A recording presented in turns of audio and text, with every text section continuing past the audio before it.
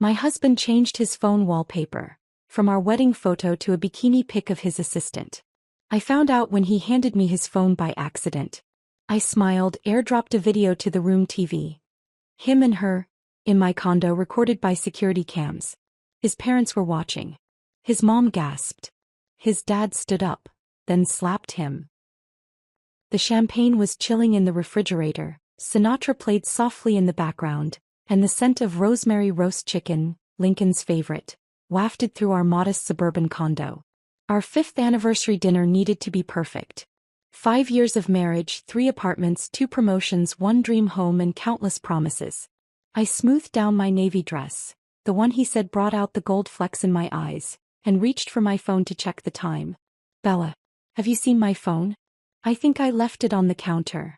Lincoln called from upstairs, his voice carrying that slight edge of impatience I'd become so familiar with lately. I'll look. I called back, scanning the kitchen countertops until I spotted his sleek black phone beside the salt and pepper shakers. As I picked it up, the screen lit up with notifications and my breath caught in my throat. Where our wedding photo had been, that perfect sunset shot of us laughing on the beach, was now Caroline, Lincoln's assistant, in a tiny red bikini, posing on what looked like a hotel balcony. Her long blonde hair blowing in the breeze, her smile aimed directly at the photographer. My husband. Before we continue with Bella's journey, I want to thank you for joining this raw exploration of betrayal and reclamation. If you connect with stories about women who refuse to be victims, who use their intelligence and strength to take back their power, consider subscribing. It's completely free and you'll never miss another story of transformation from devastation to self-discovery. Now let's see how Bella's perfect life began to unravel. My fingers turned to ice around the phone. The room suddenly felt too bright, the music too loud. I stared at the image, blinking slowly as if that might change what I was seeing. Caroline had been working for Lincoln for just under a year. Young, ambitious, with a marketing degree and what my husband had described as fresh ideas for the advertising agency where he was creative director. Did you find it? Lincoln called again and I heard his footsteps on the stairs. With practiced composure, the same I used in courtroom proceedings when opposing counsel threw unexpected evidence my way, I placed the phone back exactly where I'd found it, screen down.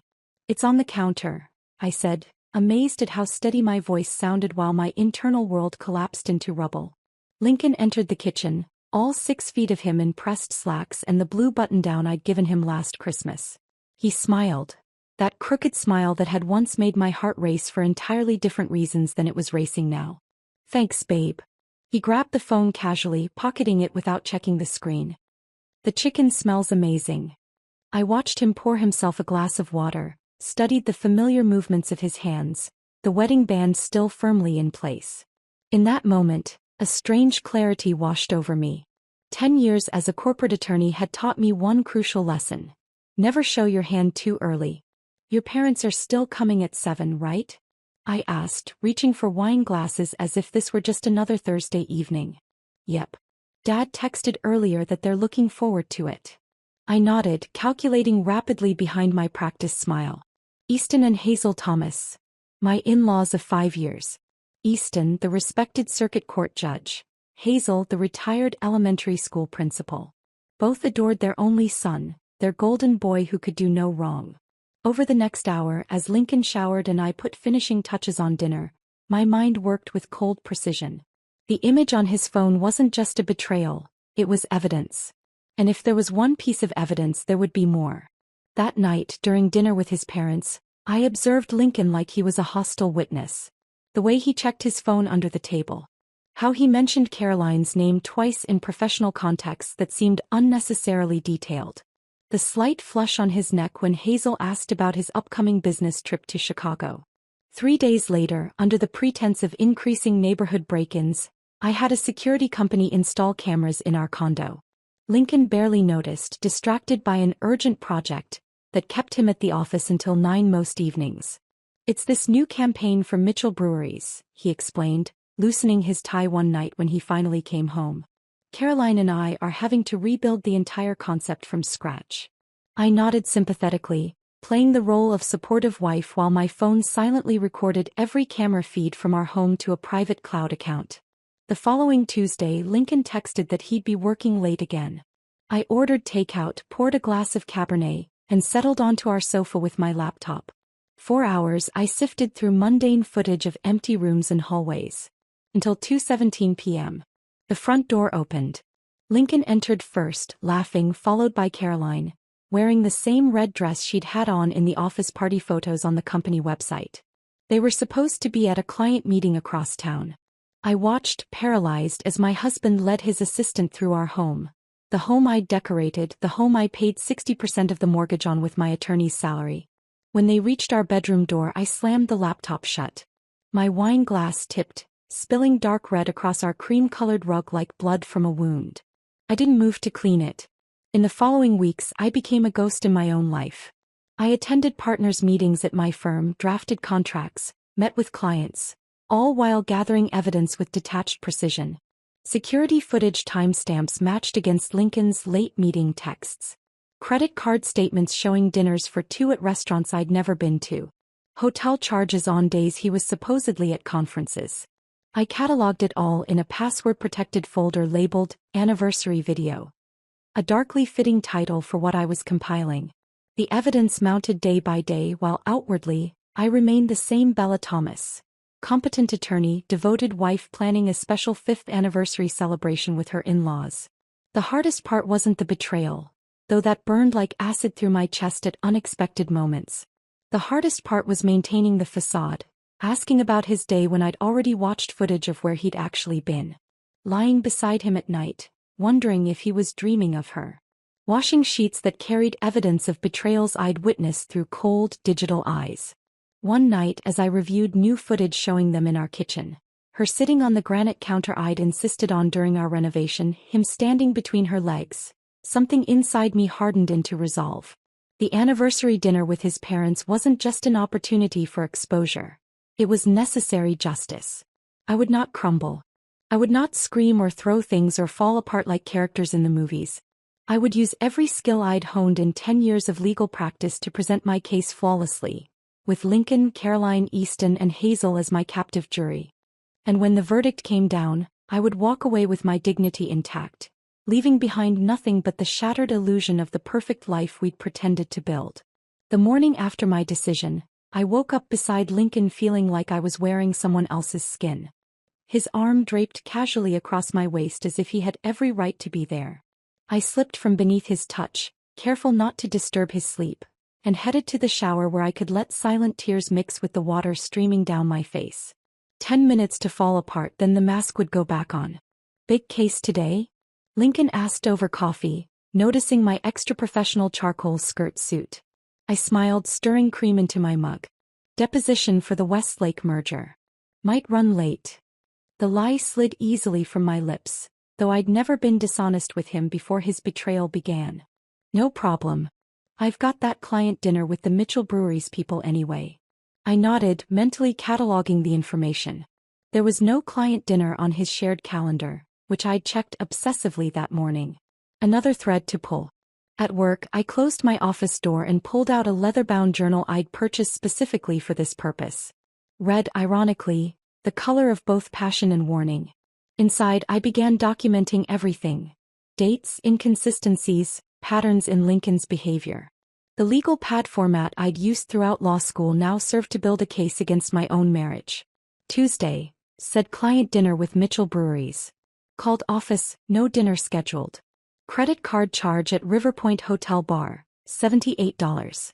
Wednesday, working late, but location tracking shows car at Caroline's apartment complex from 7:40 p.m. to 11:15 p.m.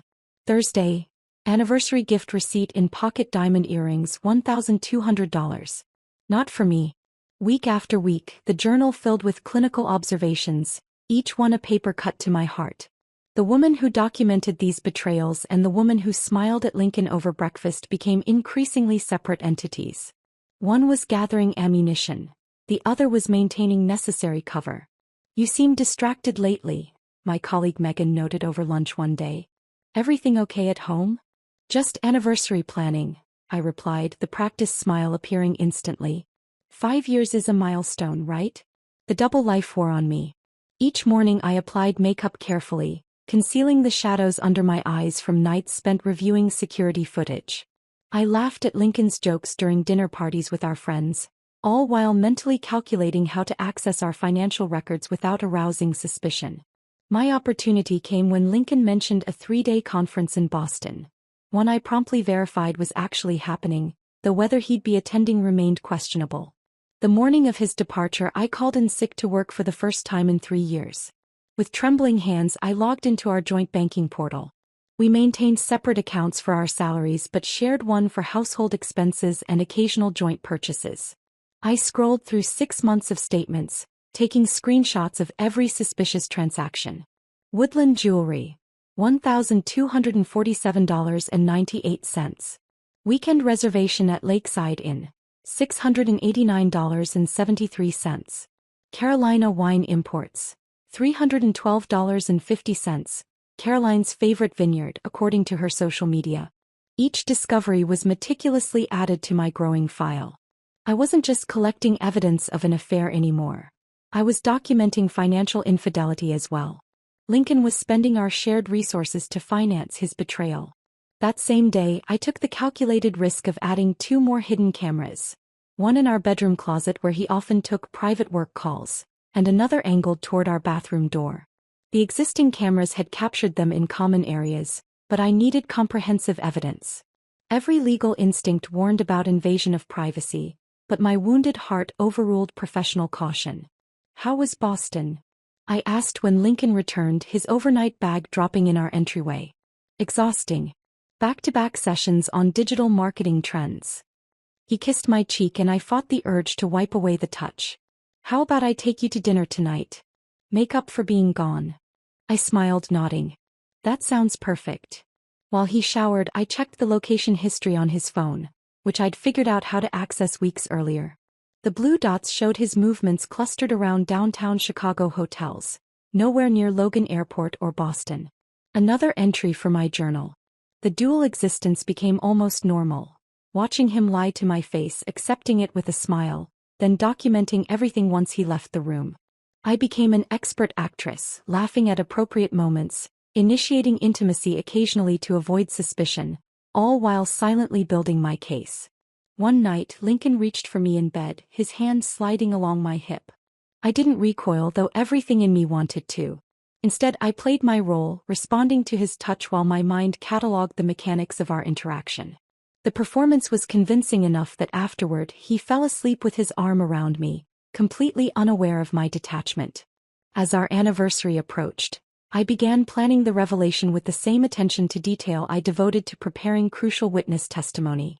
The dinner would include his parents, Easton and Hazel, who had always treated me like a daughter. Their presence was crucial. Lincoln valued their opinion above anyone else's. The timing needed to be precise. After dinner but before dessert, when everyone would be relaxed but still alert. I practiced controlling my breathing, rehearsed potential responses to his inevitable denials, and prepared myself for the shock on his parents' faces. The security footage was edited into a 3-minute compilation, short enough to maintain impact, long enough to be undeniable. Nothing explicit but damning nonetheless. Mom and Dad are looking forward to Saturday, Lincoln mentioned casually, 3 days before our anniversary. Dad's bringing that 20-year scotch he's been saving. That's thoughtful of him, I replied, picturing Easton's face when he would see what his son had been doing. Would he still want to toast our marriage then? The night before the dinner, I stood in our kitchen rehearsing my composed facade one final time. Tomorrow the performance would end. The evidence was irrefutable, the plan meticulously crafted. 5 years of marriage would conclude in a single evening of revelation. As I chopped vegetables for tomorrow's dinner, Lincoln came up behind me, wrapping his arms around my waist. "Happy almost anniversary," he murmured against my neck. I leaned back against him, playing my part one last time. "It's been quite a journey," I replied, my voice steady despite the thunder of truth waiting to break loose. Indeed it had been. A journey from love to betrayal to calculated revenge. And tomorrow at precisely 8:15 p.m., the mask would finally come off. The morning of our anniversary arrived with golden autumn sunlight streaming through our kitchen windows. I'd been awake since 4:30 a.m., unable to sleep with the knowledge of what the evening would bring. The irony wasn't lost on me. preparing a celebration for the end of a marriage. I moved through the kitchen with methodical precision, chopping herbs for the roast, preparing the marinade for Lincoln's favorite garlic butter potatoes, and setting the table with our wedding china. Each motion felt like a scene in a play, the devoted wife preparing a special meal, though the script was about to take a dramatic turn no one but me anticipated. Lincoln came downstairs around noon, freshly showered and smiling. "Need any help?" he asked, dropping a kiss on my cheek. "I've got it covered," I replied, my voice steady. "Could you pick up the wine? Easton mentioned wanting that Cabernet from Willowbrook Vineyards." "Sure thing," he said, grabbing his keys. "Can't wait for tonight. 5 years with the most beautiful attorney in Chicago deserves a proper celebration." As the door closed behind him, I allowed myself a moment of weakness, gripping the counter until my knuckles whitened. 5 years. 300 pieces of evidence. One devastating video waiting on my phone. By 6:30 the condo smelled of rosemary and garlic. I'd changed into a simple black dress, appropriate for both a celebration and a funeral. The dining room sparkled with candlelight, our wedding portrait watching over the scene like a cruel joke. The doorbell rang at 6:55 p.m. I took a deep breath, checked my reflection in the hallway mirror, and opened the door to Easton and Hazel Thomas. "There she is," Easton boomed, pulling me into a bear hug. At 68, the retired judge still maintained the commanding presence that had once made attorneys tremble in his courtroom.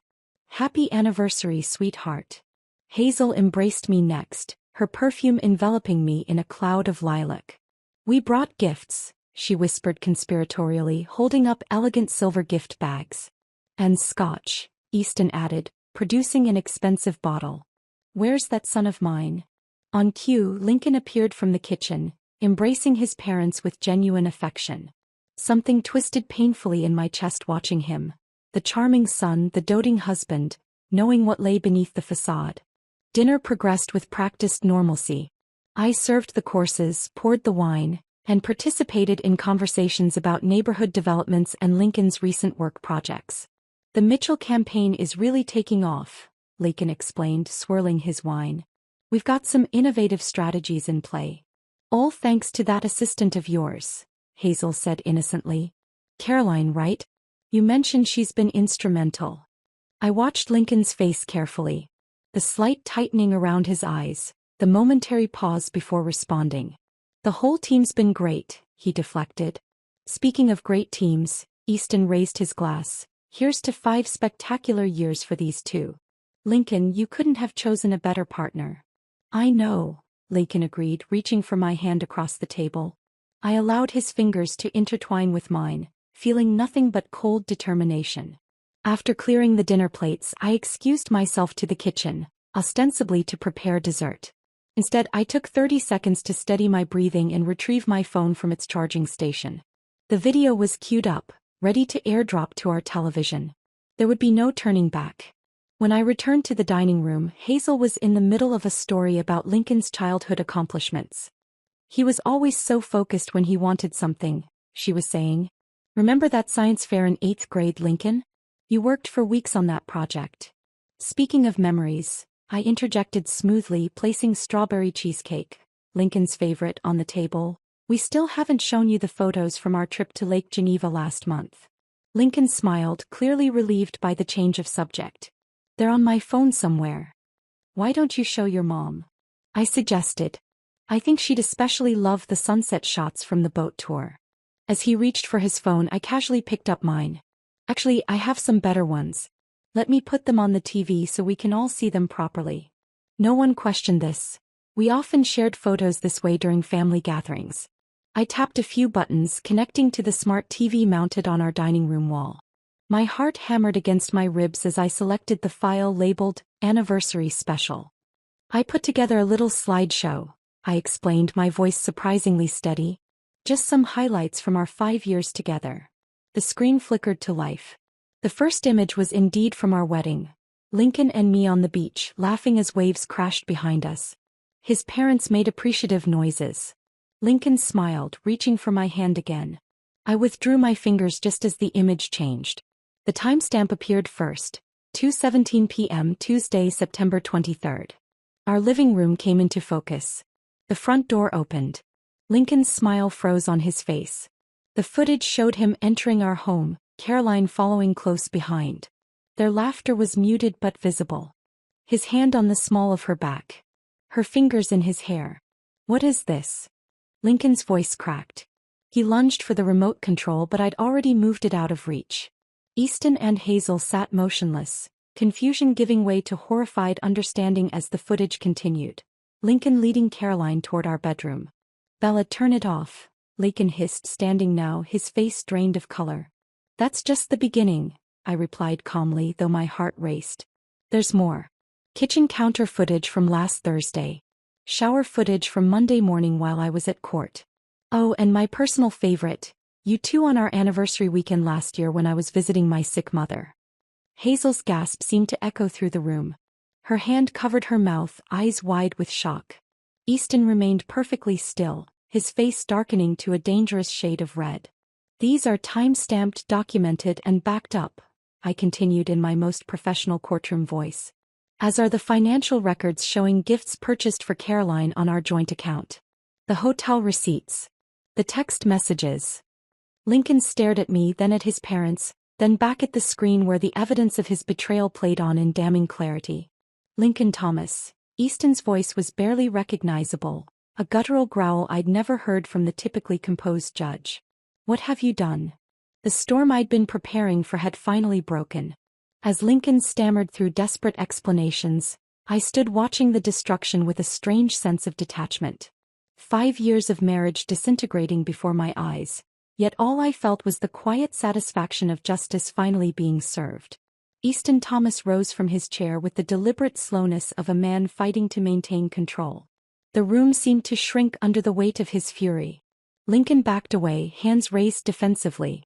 "Dad, I can explain," he began but never finished the sentence. The crack of Easton's palm against Lincoln's face echoed through our dining room like a gunshot.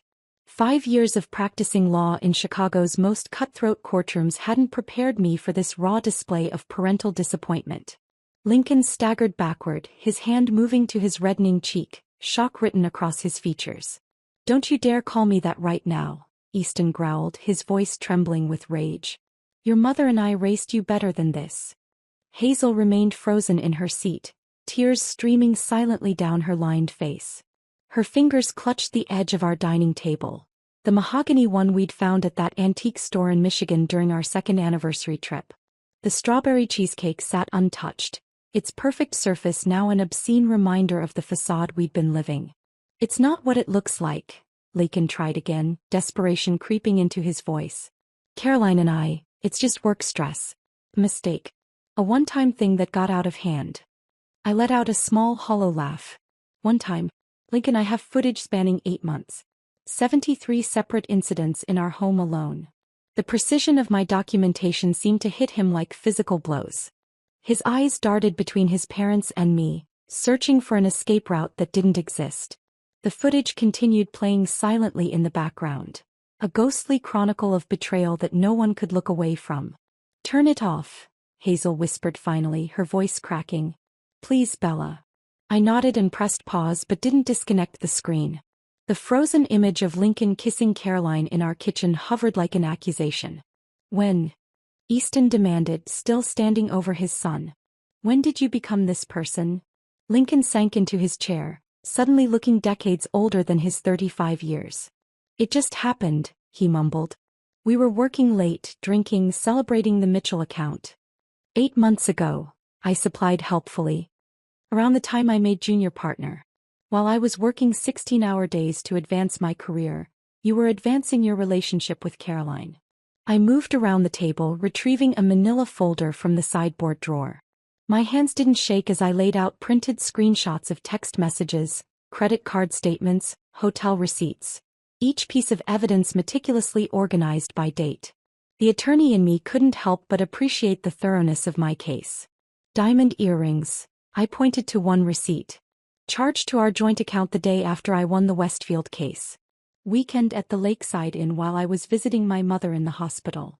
Dinner at Giovanni's, where you proposed to me on her birthday." Lincoln didn't touch the papers. His gaze remained fixed on some invisible point beyond my shoulder. unable to meet anyone's eyes. This is why you've been so distant, Hazel said softly, her initial shock giving way to painful understanding. All those family dinners you canceled. The holidays when you were too busy to visit. Caroline needed me, Lincoln said weakly, as if this explained everything. The words hung in the air for 3 excruciating seconds before Easton exploded. Needed you?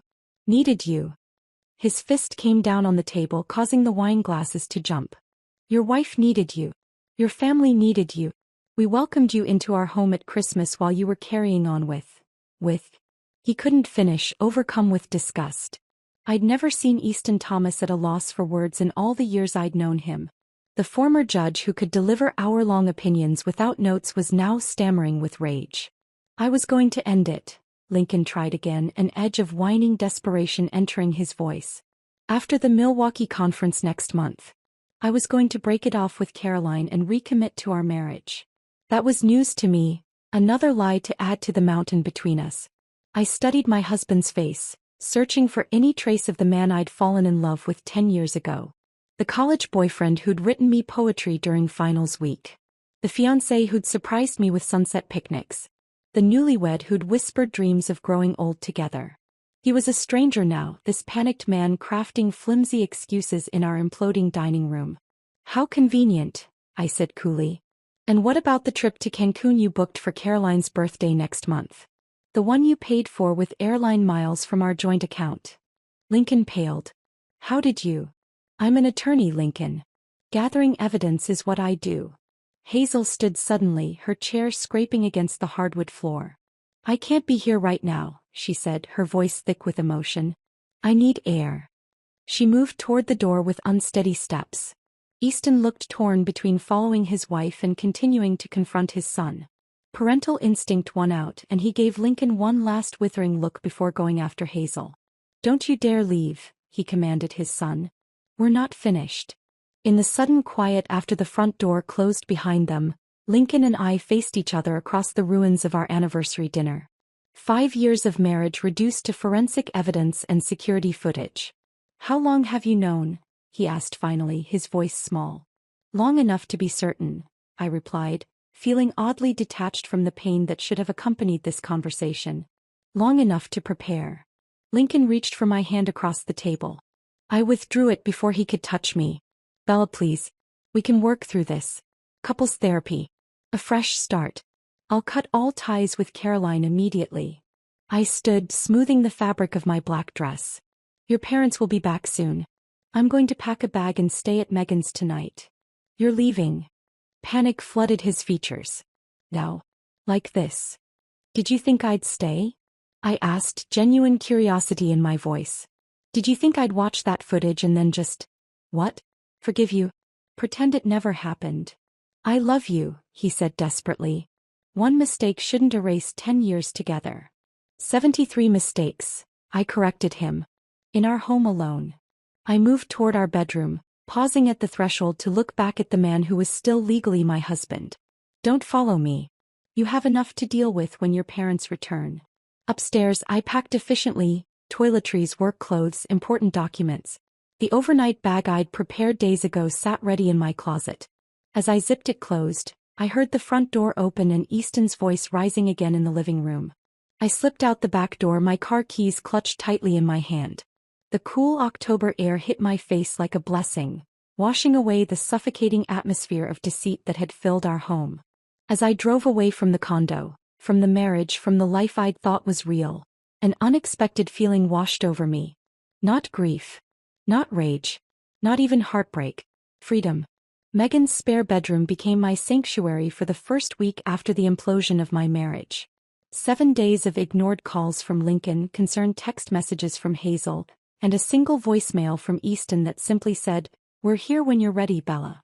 My colleagues' quiet support, coffee waiting by the bathroom door each morning, take-out dinners with no pressure to talk, gave me space to process the seismic shift in my reality. You can stay as long as you need, Megan offered on the 8th morning, leaning against her kitchen counter. But you should probably go back to work before Peterson assigns your cases to someone else. He was right. I'd taken a week of emergency personal leave, but hiding away wouldn't solve anything. The law had always been my anchor, the one thing I could trust when everything else proved uncertain. I'll go back tomorrow, I decided, feeling a flicker of my old resolve returning. Time to face the music. The law firm of Baker, Peterson and Walsh fell silent when I walked through the glass doors Monday morning. Conversations halted mid-sentence. Eyes tracked my progress down the hallway toward my office. News traveled fast in Chicago's legal circles, especially news involving a respected judge's son and a junior partner with a promising future. Ted Walsh, one of the founding partners, appeared in my doorway before I'd even set down my briefcase. "Bella," he said, his voice carefully neutral. "Got a minute?" In his corner office with its view of Lake Michigan, Ted didn't waste time on pleasantries. "Lincoln called the firm. Twice. Said you've been unreachable and he's concerned." I met Ted's gaze steadily. "I'm separated from my husband, Ted. Not incapacitated. The Henderson acquisition documents will be on your desk by noon." A hint of approval flickered across his weathered face. "Good. And the Robertson deposition?" "Scheduled for Thursday. I've prepared all the exhibits." Ted nodded once, satisfied. "Divorce is messy, Bella. But it doesn't have to be professional suicide. Keep performing like you always have and this firm will have your back." The conversation was classic Ted Walsh, blunt, practical, and mercifully devoid of prying questions or unwanted sympathy. As I returned to my office, the whispers resumed, but I walked with my head higher than when I'd arrived. 2 weeks after the anniversary dinner, I finally returned to my condo. Lincoln had moved out at Hazel's insistence, temporarily staying at his parents' suburban home like a teenager grounded for missing curfew. I changed the locks anyway. Standing in our bedroom, I surveyed the ghost of our marriage. His dresser drawers half empty. The bathroom counter missing his electric razor. The closet with gaps where his suits once hung. I stripped the bed completely, bundling the sheets for donation. Some things couldn't be washed clean. The divorce proceedings began with clinical efficiency, a benefit of being an attorney with connections throughout Chicago's legal system. I secured Margaret Holloway, a legendary divorce lawyer known for her ruthless effectiveness, especially in cases involving infidelity. "You've done my job for me," Margaret remarked, reviewing my meticulous evidence files during our first meeting. "Most clients bring me suspicions. You've brought me a complete case." Lincoln hired Stanley Roth, a smooth-talking attorney from his firm's network. Their first offer was almost insulting. Lincoln would keep the condo, I would get a cash settlement, and we'd go our separate ways quietly. "He's concerned about your career," Stanley explained with practiced sincerity during mediation. "Publicity around the circumstances might damage your professional reputation." Margaret's laugh was sharp enough to cut glass. "My client has time-stamped video evidence of your client's infidelity in their marital home. Would he prefer we present that in open court?" The next offer was considerably more reasonable. 3 months into the separation, I received an unexpected lunch invitation from Easton. We met at a quiet restaurant away from the legal district, where he sat waiting with a glass of ice water and the same grave expression he'd worn on the bench for 30 years. "Lincoln has been removed from the Mitchell Brewery's account," he said after we ordered, cutting straight to the point as always. "They were one of his biggest clients." I nodded, unsurprised. The industry is small. Word gets around.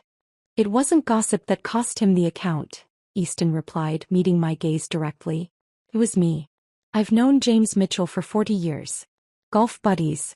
When I told him what happened, what my son did to you, he pulled the account immediately. The revelation should have brought satisfaction, but I felt only a hollow ache." "You didn't have to do that." "I did," Easton countered firmly. "Actions have consequences. Lincoln seems to have forgotten that somewhere along the way." He reached across the table, his large hand covering mine briefly. "You're still family to us, Bella. That doesn't change because my son failed you." The unexpected support from my soon-to-be ex-in-laws became one of the stranger aspects of the divorce. Hazel called weekly not to plead Lincoln's case but to check on my well-being. Easton's connections in the legal world subtly cleared paths that might otherwise have been blocked to me. Their loyalty, even as their son's life unraveled, was a testament to their character. 6 months after the anniversary dinner, the divorce was finalized. I kept the condo, my retirement accounts, and received a settlement that acknowledged Lincoln's betrayal without publicly humiliating him. The day I signed the papers, I walked out of the courthouse feeling lighter than I had in years. That evening I stood in my living room, mine alone now, and took stock of the space. Every piece of furniture held memories. The sofa where we'd watched movies, the dining table that had witnessed our final confrontation, the walls that had been silent witnesses to his betrayals. The next day I called a realtor. Moving into a bright, airy apartment overlooking the Chicago River marked the beginning of my truly independent life. I filled it with furniture I chose alone, arranged according to my preferences without compromise. The freedom to make decisions, from the color of bath towels to weekend plans, without considering another person's opinions, was intoxicating. At work, my reputation shifted from Lincoln Thomas's wife to simply Bella, the attorney who handled the Henderson acquisition with exceptional skill, who never missed a filing deadline despite personal turmoil, who maintained professional composure when facing opposing counsel who happened to be her ex-husband's college roommate. 1 year after the divorce, Lincoln's professional decline became common knowledge in our circles. The Mitchell account was just the beginning. Easton's quiet withdrawal of support, from introductions to country club memberships to holiday party invitations, systematically disconnected Lincoln from the network that had buoyed his career for years. Caroline left the agency 6 weeks after our divorce was finalized. According to office gossip, she'd moved to Denver with a pharmaceutical sales representative she'd met at a conference. I ran into Lincoln only once at a charity gala I attended with colleagues. He looked older, subdued. We exchanged polite nods across the room, two strangers who once shared everything. "Are you okay?" Megan whispered, noticing the exchange. I considered the question carefully, searching for any lingering pain or regret. Finding none, I smiled genuinely. "I'm better than okay," I replied, and meant it. Standing there in my carefully chosen dress, surrounded by colleagues who respected me for my work rather than my marital status, I recognized the woman I'd become. Not a victim of betrayal, not an extension of someone else's identity, but entirely my own person. Stronger for having survived the collapse of the perfect illusion I'd lived within. The marriage had ended, but I had not. That, perhaps, was the most valuable lesson from the ruins. Life continues, rebuilds, and sometimes emerges more authentic than before the destruction. The perfect illusion had shattered, revealing something far more valuable in its place. Reality, strength, freedom, and finally peace. If Bella's journey from heartbreak to healing touched your heart, please subscribe. These stories of women reclaiming their power deserve to be shared. One subscription means one more person remembering they're worth fighting for, even if that means fighting alone first. Thank you for being here.